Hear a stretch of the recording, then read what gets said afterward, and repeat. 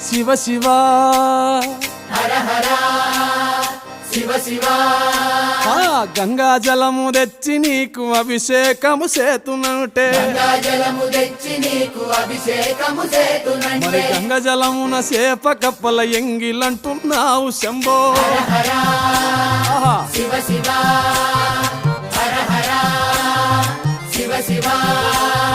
సాంబ శివ నీదు మహిమ ఎన్నటికీ తెలియదాయే హర హర శివ శివ